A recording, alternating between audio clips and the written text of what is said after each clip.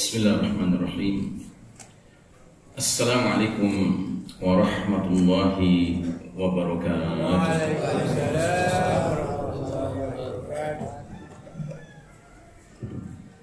Alhamdulillah rabbil alamin. Wassalatu wassalamu ala asyrafil anbiya'i wal mursalin Sayyidina Muhammadin wa ala alihi wa ashabihi ajma'in.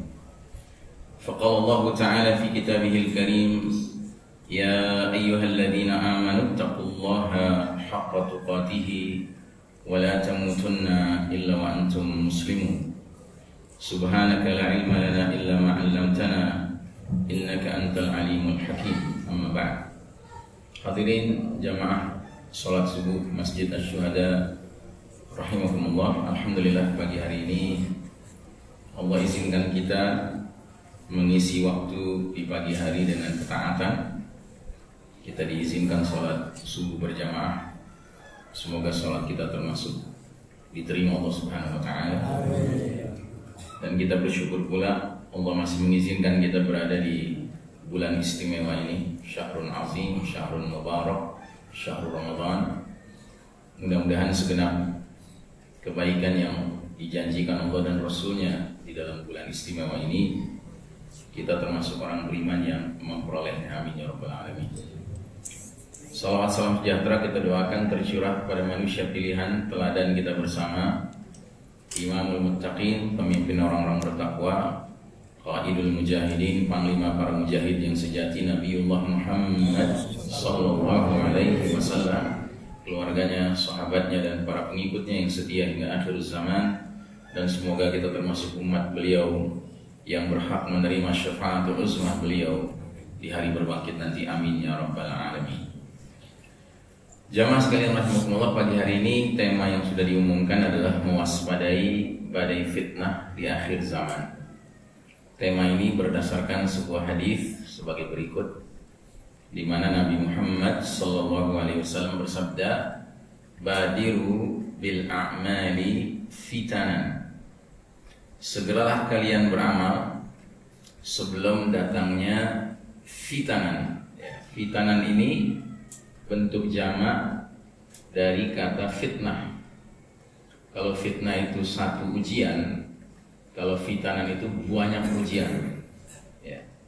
Jadi Nabi memperingatkan para sahabat akan datangnya suatu zaman nanti di mana fitnah itu begitu masif, begitu aneka ragamnya dan banyaknya jumlahnya, sehingga jika ditakdirkan hidup di zaman itu, Nabi menyuruh kita untuk segera beramal.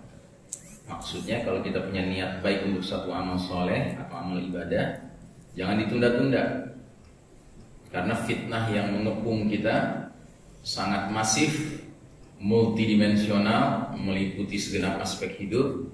Sehingga kalau kita tunda-tunda satu niat amal baik, amal soleh, amal ibadah, bisa-bisa karena fitnah itu menjadi batal, menjadi gagal, menjadi tertunda, bahkan nggak jadi dikerjakan. Karena banyaknya tarikan-tarikan fitnah. Lalu Nabi lanjutkan, qad qitta'il lailil muslim. Ketika banyak fitnah muncul itu, maka dunia menjadi seperti malam yang gelap gulita. Tentu maknanya di sini bukan makna harfiah tetapi makna kiasan. Artinya matahari masih bersinar, masih ada pagi hari, siang hari, sore hari, terang gitu secara harfiah. Tetapi secara kiasan dunia dikepung, dipenuhi dengan nilai-nilai gelap. Jadi yang melingkupi manusia itu bukan nilai-nilai terang, tapi nilai-nilai gelap. Kita ambil contoh saja, misalnya kita menyebut kata maksiat. Maksiat itu kira-kira masuk nilai gelap atau nilai terang? Nilai gelap. Maksiat itu artinya durhaka. Lawannya maksiat itu taat. Jadi orang yang durhaka kepada Allah, lawannya itu orang yang taat kepada Allah. Nah kira-kira kalau tadi maksiat nilai gelap, berarti taat nilai terang.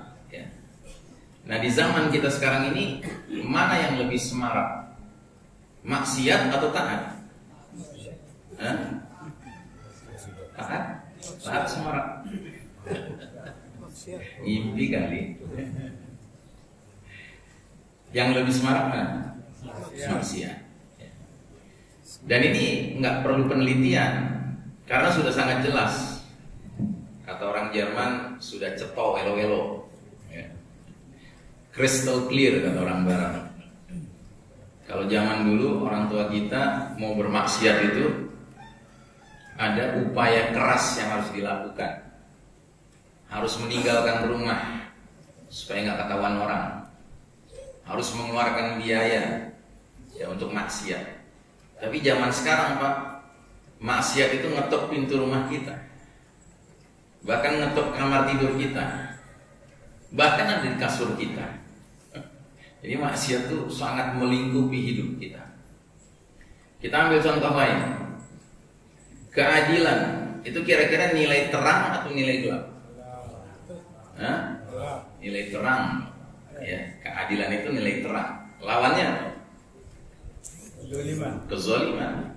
Kezoliman nilai gelap. Mana yang lebih semarak di zaman kita? Kezoliman apa keadilan? Kezoliman ya. Kalau ada yang bilang keadilan sedang semarak sekarang, ngimpi kali. Ya. Kalau ada orang bilang keadilan sekarang lebih semarak dari kezaliman, kita suruh dia balik ke tempat wudhu, coba wudhu lagi deh. Jangan-jangan tadi belekan gitu sholatnya. Nggak bisa ngebedain mana yang rame, mana yang sepi. Nah, jadi saudara rahimakumullah, dua contoh ini saja sudah cukup untuk menyadarkan kita bahwa kita sekarang dikepung oleh dark values, nilai-nilai yang gelap.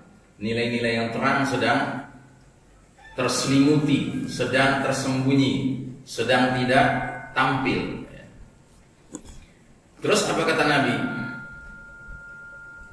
Nabi kemudian melanjutkan, yusbihur rajulu mu'minan wa yumsi kafiran, au yumsi mu'minan wa yusbihu kafiran. Di pagi hari seseorang masih dalam keadaan mukmin beriman, lalu menjadi kafir di sore harinya. Atau di sore hari seseorang masih dalam keadaan mukmin beriman, lalu menjadi kafir di pagi harinya. Jelas-jelas Nabi menggunakan kata-kata pagi beriman, sore kafir. Sore beriman, pagi kafir. Kalau Nabi menggunakan kata-kata pagi berbuat baik, sore berbuat buruk, sore berbuat baik, pagi berbuat buruk, beda tidak dengan kalimat ini? Beda tidak? Beda. Kenapa? Karena kalau kita melihat ada muslim melakukan keburukan, kejahatan, boleh nggak kita langsung tuduh dia kafir? Boleh tidak? Tidak boleh. Sekalipun terbukti, sekalipun dia terbukti nyolong senda di masjid, tapi nggak boleh kita langsung bilang kafir loh, gitu. Nggak boleh kan? Tapi jelas-jelas Nabi memilih kata-kata pagi beriman, sore kafir. Sore beriman, pagi kafir. Jelas beda. Ini serius sekali. Jadi Nabi ingin mengatakan, jika era penuh fitnah itu sudah tiba, dunia menjadi seperti malam yang gelap gulita, maka gejala yang sering tampil, munculnya muslim-muslim yang terlibat dalam dosa-dosa yang sampai Nabi katakan pagi beriman, sore kafir. Ini serius sekali Pak. Sebab kalau kita bicara dosa Pak, dosa itu ada 3 tingkatan. Yang paling ringan disebut as-shaghair, dosa kecil ya. Yang lebih tinggi dari itu, lebih berat dari itu disebut al-kabair, dosa besar.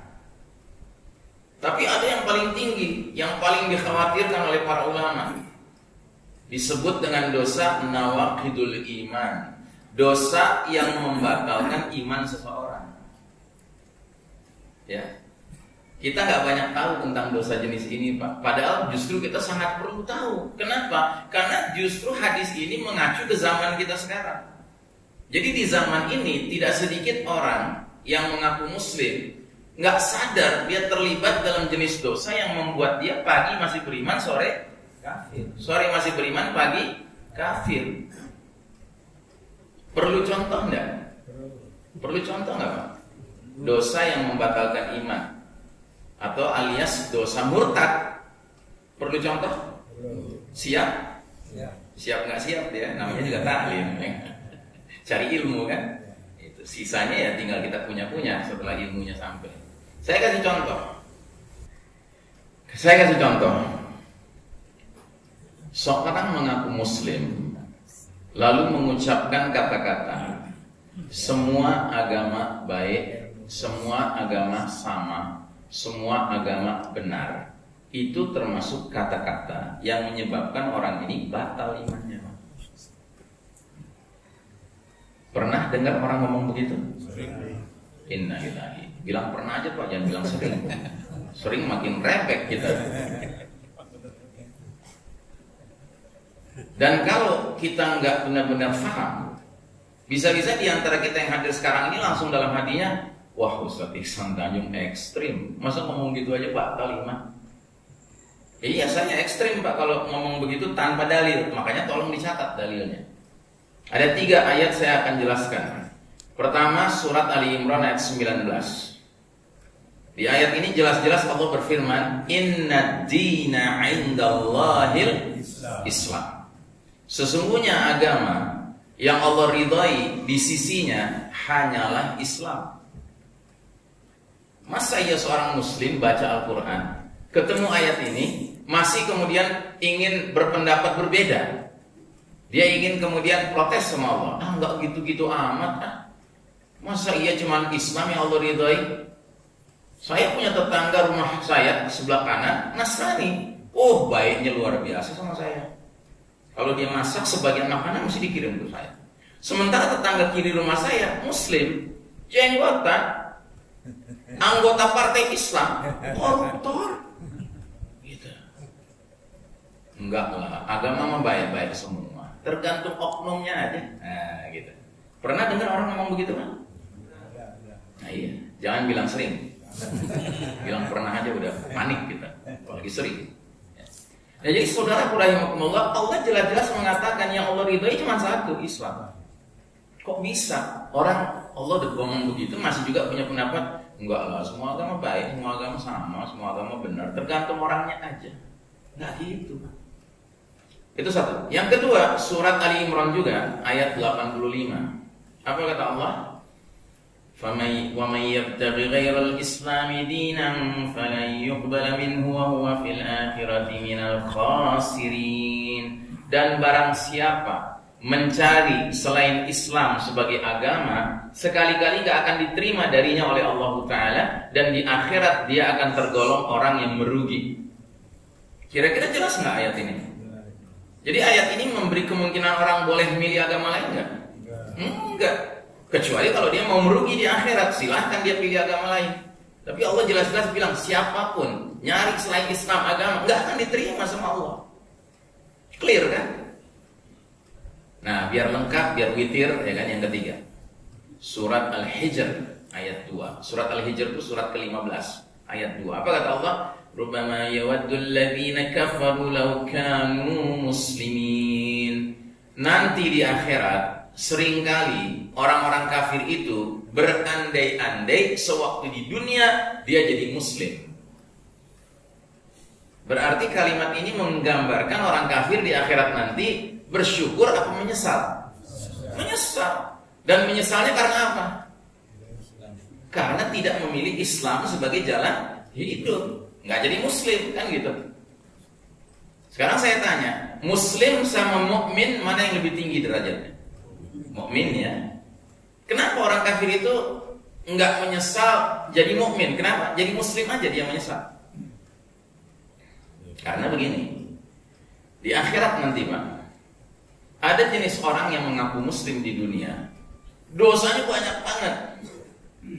Dia udah mengalami banyak penderitaan di dunia ini, musibah, penyakit, ya kecelakaan, yang mengurangi dosa-dosa dia, tapi karena dosanya banyak banget tetap aja masih numpuk. Sehingga nanti di kuburan, ya kan, di alam barzah, dia ngalamin lagi siksa kubur untuk mengurangi dosa-dosanya. Masih banyak juga. Di hari berbangkit masih banyak dosanya. Ujung-ujungnya dia masuk neraka. Tapi dia punya iman. Nah cuma kan dosanya ini nggak bisa menyebabkan dia boleh masuk surga sebelum dosanya selesai dulu. Nah maka dibakar habis sama Allah. Ini Muslim nih. Sampai ke waktu yang Allah Maha tahu kapan lamanya di neraka, ya kan?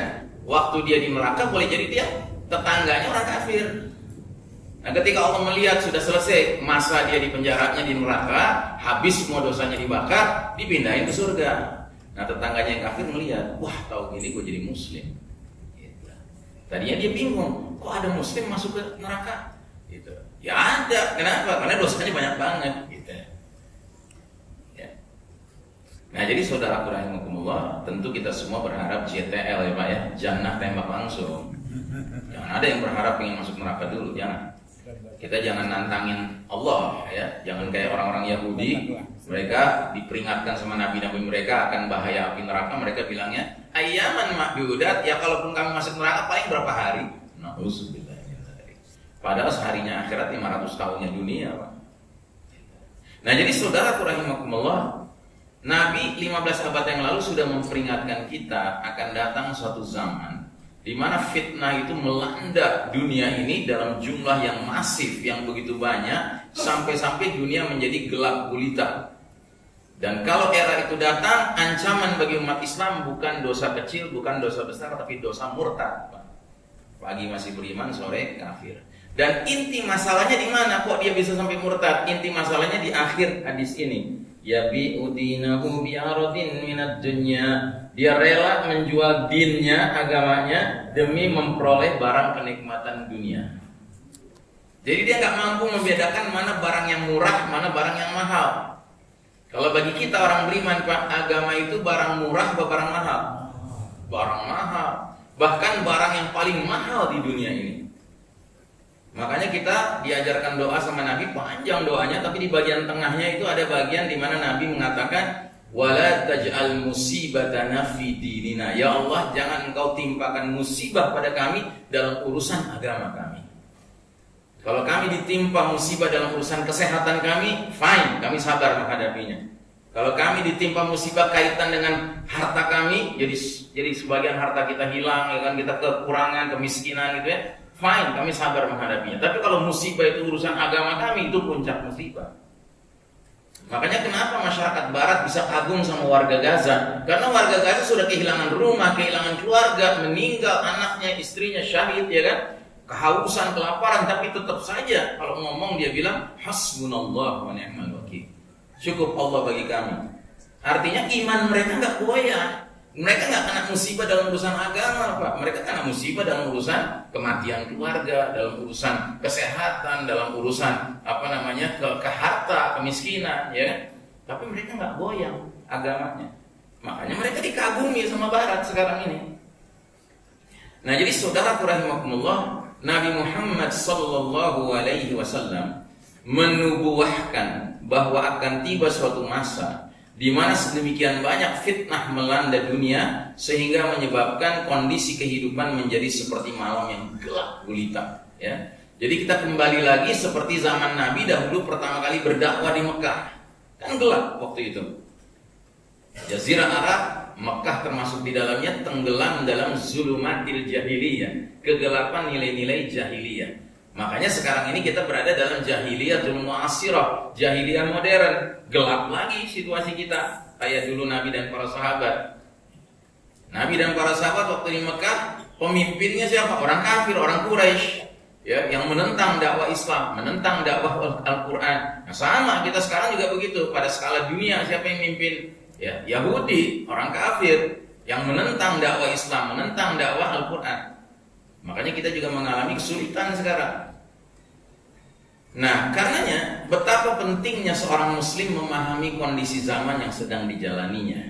Dan saat ini kita sedang berada di babak paling gelap sepanjang sejarah umat Islam. Dan inilah masa di mana badai fitnah menyelimuti kehidupan umat manusia.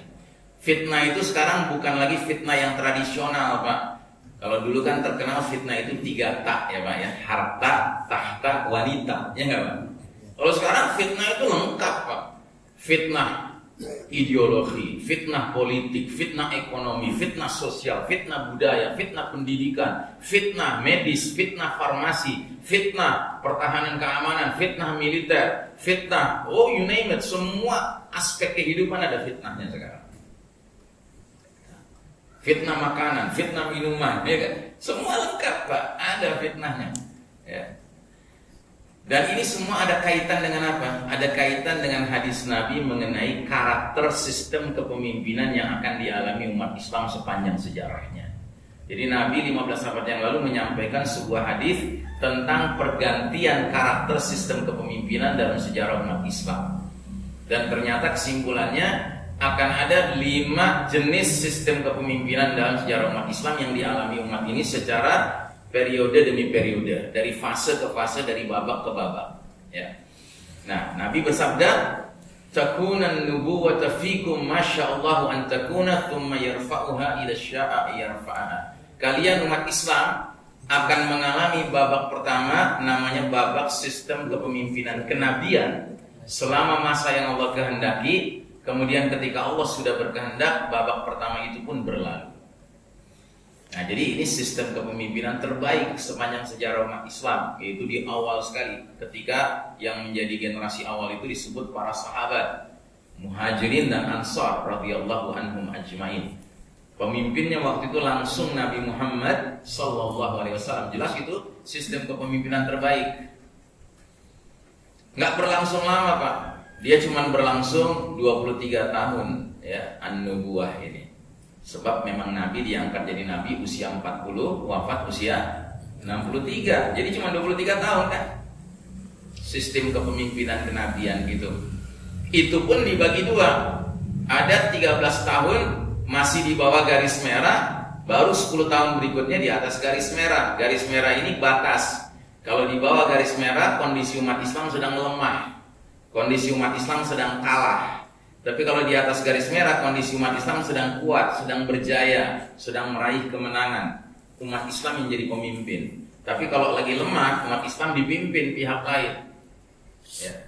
Nah, jadi Nabi 13 tahun pertama itu memimpin di Mekah dalam kondisi lemah kan, yang berkuasa musyrikin. Setiap mereka mendengar ada dakwah tauhid dibawakan oleh Nabi atau para sahabat manapun, langsung ditentang. Ya, ditentangnya sampai ketika dipersekusi, dimarginalisasi, dikriminalisasi, dianiaya, diusir dari rumah, bahkan dibunuh.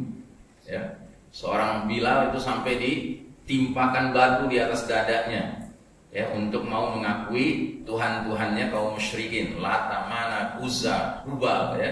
Tapi dengan istiqomahnya Bilal menjawab Ahad, Ahad, maksudnya Allah, Allah, ya. Masya Allah. Nah, jadi saudara rahimakumullah, kenapa Allah bikin sistem kepemimpinan yang pertama itu terdiri dari dua bagian, bagian di Mekah dan bagian di Madinah. Mekah lemah, Madinah kuat. Karena Allah ingin jadikan seluruh perjalanan hidup Nabi kita sebagai contoh teladan bagi umat selanjutnya. Kalau kita ditakdirkan di zaman di mana umat Islam sedang berjaya, ya banyak belajarlah dengan Nabi waktu memimpin di Madinah. Tapi kalau kita ditakdirkan sedang kalah, sedang lemah, ada pihak lain yang sedang memimpin dunia ini, maka kita belajar dari Mekah. Begitu maksudnya. Jadi itu cetak biru kepemimpinan Nabi Muhammad SAW. Sudah berlalu. Terus kata Nabi, ketika berlalu dia babak pertama itu, datang periode babak kedua, namanya sistem kepemimpinan khilafatun ala minhajin nubuwah. Kekhalifahan yang mengikuti, yang sesuai, yang cocok dengan metode kenabian dalam hal kepemimpinannya. Yang ini juga berlangsung selama masa yang Allah kehendaki. Kemudian ketika Allah berkehendak, babak kedua itu pun berlalu. Nah, ternyata babak kedua juga mirip babak pertama, pendek sekali, cuma 30 tahun dia berlangsungnya. Dan waktu itu yang jadi pemimpin adalah sosok-sosok sahabat-sahabat mulia, sahabat-sahabat istimewa, yang bahkan semuanya mubasysyirina bil jannah. Sudah dikabarkan oleh Nabi kabar gembira akan jadi penghuni surga. Siapa mereka? Abu Bakar Siddiq, Umar bin Khattab, Utsman bin Affan, Ali bin Abi Thalib, dan Hasan bin Ali bin Abi Thalib. Walaupun yang kelima ini jarang disebut. Kenapa? Karena Hasan memimpin singkat sekali, cuma 6 bulan. Makanya seringkali kalau nyebut Khulafaur Rasyidin yang disebut cuma 4, padahal ada 5. Ya. Nah, itu sudah berlalu. Dan ini juga sistem kepemimpinannya Masya Allah. ngekor sama Nabi. Bagaimana Nabi ya begitu mereka. Ya. Nabi dulu mimpin dengan Quran dan Sunnah, ya kan? Mereka juga mimpin dengan Quran dan Sunnah. Nabi menjadikan Al-Quran sebagai hudal linnas, sebagaimana maksud Allah, seperti yang saya jelaskan di ceramah terawih saya. Allah menurunkan Quran kan maksudnya untuk jadi hudal linnas, petunjuk semua manusia apapun agamanya. Nah, Nabi sudah contohkan di Madinah, Nabi mimpin dengan Quran sebagai petunjuk bagi semua manusia yang ada di Madinah. Mau dia beriman kayak, mau dia kafir kayak, Yahudi kayak, Nasrani kayak, musyrikin kayak, harus tunduk sama Quran. Ya, dan mereka terima itu, ya. Makanya aneh gitu kalau zaman sekarang umat Islam kayak malu-malu kucing ingin menegakkan Quran sebagai konstitusi, ya. Merasa bahwa ada ajaran bikinan manusia lebih cocok buat konstitusi. Aneh kan? Masa ajaran bikinan manusia lebih hebat dari ajaran yang datang dari Allah Subhanahu Wa Taala? Di samping Nabi nggak pernah mencontohkan, Nabi bikin gagasan-gagasan pribadi gitu untuk menyusun aturan buat masyarakat. Ya pokoknya tunduk aja sama Allah Taala. Nah begitu juga Khulafaur Rasyidin. Makanya Nabi mengeluarkan satu hadis bunyinya begini, alaikum bisunnati wa sunnatil khulafaur rasyidin al-mahdiyyin min ba'di addu alaihim bin nawajid. Ikutilah sunnah-sunnahku, tradisi-tradisiku, dan sunnah-sunnah tradisi-tradisi para khalifah-khalifah sesudahku yang dibimbing oleh Allah, yang dapat petunjuk dari Allah. Gigitlah sunnah-sunnah kami, tradisi-tradisi kami dengan gigi geraham kalian. Jadi Nabi jelas-jelas memberikan legitimasi, ya, persetujuan bahwa kalau ingin nyontohlah zaman Nabi atau zaman Khulafaur Rasyidin. Termasuk dalam hal apa? Dalam hal memilih pemimpin. Ya, bagaimana cara mereka memilih pemimpin? Ya, kalau kita pelajari, Abu Bakar pindah ke Umar itu dengan cara apa? Dengan 3 cara, Pak. Mekanisme pertama namanya musyawarah. Mekanisme kedua mufakat. Mekanisme ketiga baiat. Tapi yang musyawarah nggak seluruh rakyat, enggak. Cuma 6 orang. Dan 6 orang itu dipilih sama Abu Bakar karena Abu Bakar yakin 6 orang ini sudah dikatakan oleh Nabi akan jadi penghuni surga juga. Ya. Nah, jadi mereka milih dari 6 orang itu yang terpilih Umar. Mereka baiat, mereka mufakat, ya kan? Maka seluruh umat baiat pada Umar. Jadilah Umar khalifah berikutnya, pengganti Abu Bakar.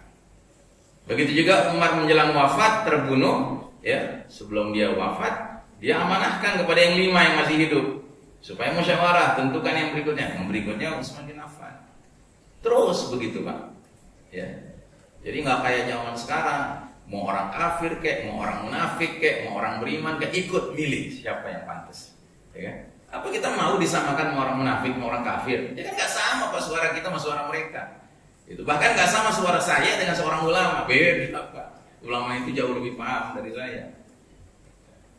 Nah inilah sistem dunia sekarang Pak. Makanya nggak beres-beres, nggak kunjung beres. Nah jadi saudara rahimakumullah, sudah berlalu fase kedua. Terus kata Nabi datang fase ketiga. Setelah fase kedua akan datanglah babak ketiga, sistem kepemimpinan yang namanya mulkan abdan, raja-raja menggigit. Selama masa yang Allah kehendaki, kemudian ketika Allah berkehendak, babak ketiga itu pun berlalu. Nah, babak ketiga ini yang terpanjang dalam sejarah Islam sejauh ini, yang terpanjang, Pak. Berlangsung berapa lama? 1302 tahun, Pak. Ya. Sehingga selama 1302 tahun itu, ya, sejarah menunjukkan bahwa yang jadi pemimpin tertinggi itu gelarnya sama seperti di babak kedua. Apa gelarnya? Khalifah. Kalau pemimpin tertingginya julukannya khalifah, berarti sistem bermasyarakat bernegaranya namanya apa, Pak?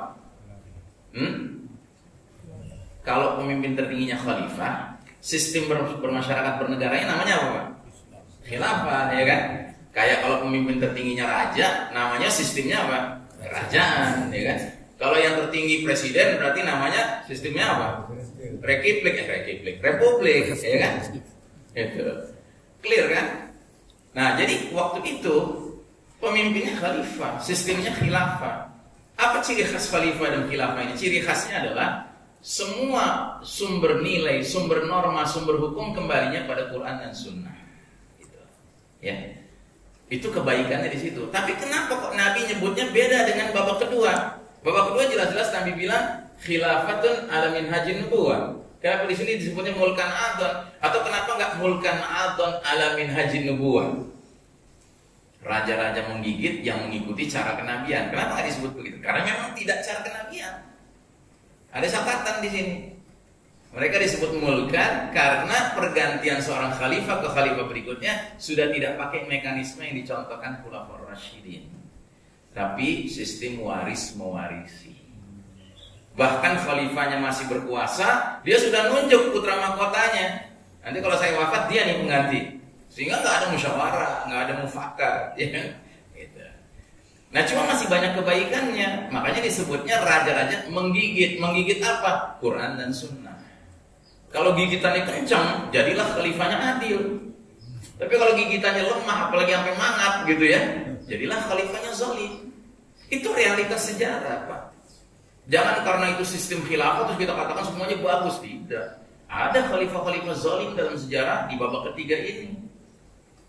Cilakanya para penulis-penulis barat, orientalis yang bukan muslim bikin buku tentang sejarah Islam, yang dia kutip itu potongan sejarah yang khalifahnya zalim, supaya membuat umat Islam yang baca buku mereka nganggap semua khalifah itu zalim.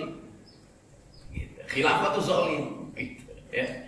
Padahal memang ada yang zalim, tapi banyak juga yang adil.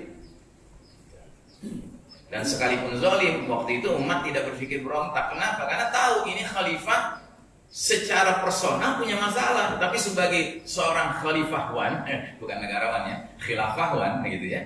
Dia itu masih kembali pada prinsip dasar apa? Mimpin dengan Quran dan Sunnah. Begitu. Cuma dirinya bermasalah memang. Nah, di babak ketiga ini, Pak, sejarah mencatat jatuh bangun silih berganti kerajaan Islam. Tapi yang terkenal atau yang menonjol tiga. Kerajaan keluarga besar Bani Umayyah, kerajaan keluarga besar Bani Abbasiyah, dan kerajaan Kesultanan Utsmani Turki yang berakhir tahun 1342 atau 1924 Masehi. Ya. Belum lama, Pak. Baru 100 tahun kalau pakai hitungan Masehi, baru 103 tahun kalau pakai hitungan Hijriah. Ya, kejadian runtuhnya Kesultanan Utsmani Turki itu persisnya tanggal 27 Rajab 1342. Ya, persis 103 tahun yang lalu kalau mengikuti tanggal 27 Rajab 2 bulan yang lalu. Kalau pakai hitungan Masehi, ya, dia terjadi tanggal 3 Maret 1924, ya, yang mana itu berarti persis tanggal 3 Maret